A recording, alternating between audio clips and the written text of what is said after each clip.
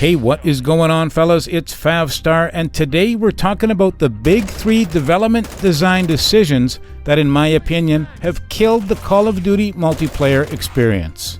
These three innovations are all interlinked and are making the game almost unplayable for a lot of longtime fans.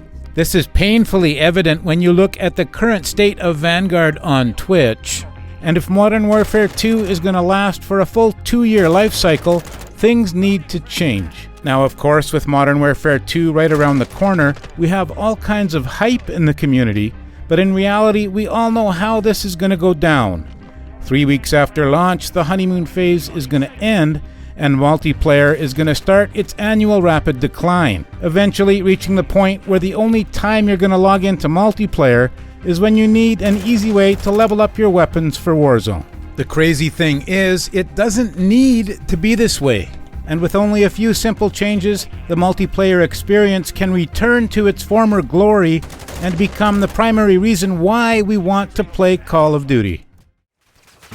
Right out of the gate, we need to address the elephant in the room, and that is skill-based matchmaking.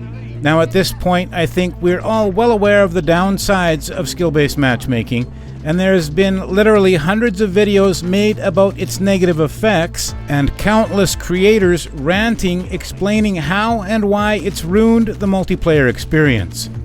But I think in reality, we all know that SBMM needs to exist. Since getting train-wrecked game after game isn't enjoyable for anyone, onboarding of new players and getting them to enjoy the game is almost impossible without some form of SBMM.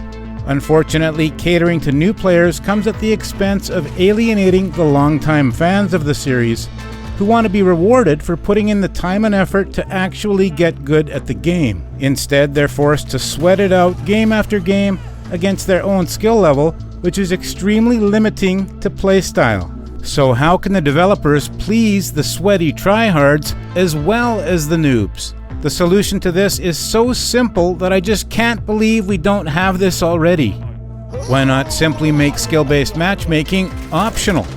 A simple toggle in the menu system to shut it off is all it would take.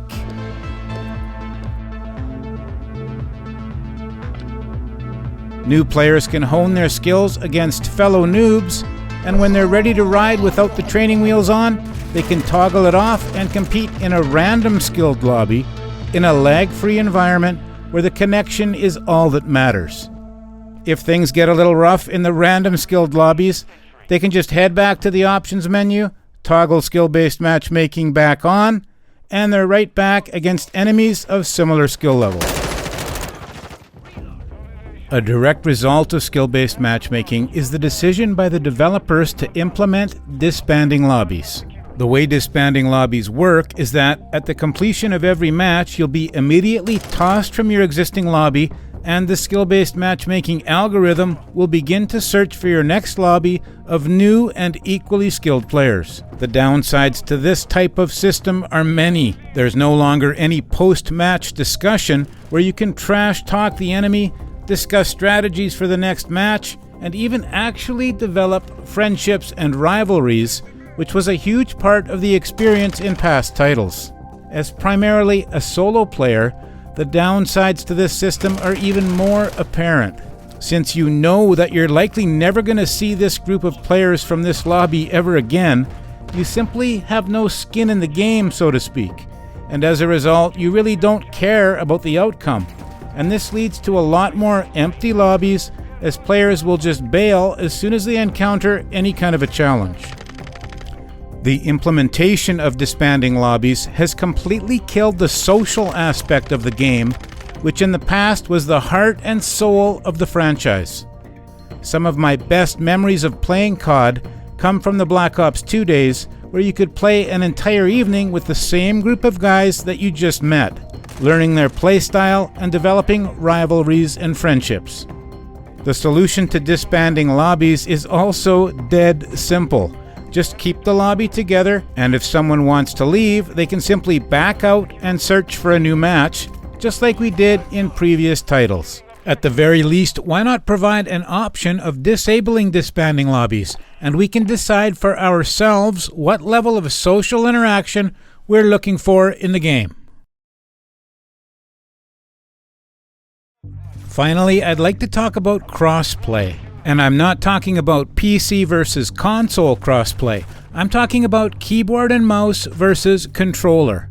Now, a complete analysis of comparing keyboard mouse to a controller is beyond the scope of this discussion, but I think we can all agree the two completely different control schemes are never going to be balanced or fair. Most keyboard users are always going to complain about controller aim assist, and controller users are constantly going to complain about the speed and accuracy that can only be achieved by using a mouse. This creates a super toxic gaming environment, and the only reason this system even exists is to increase the size of the matchmaking player pool to allow for a more strict skill-based matchmaking system.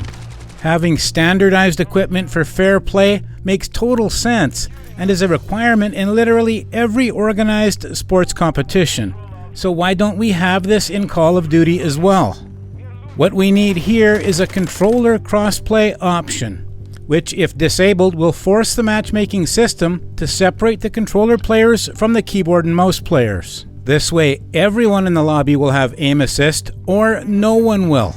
This will allow all players to compete in a completely fair environment and reduce the toxicity in the game chat.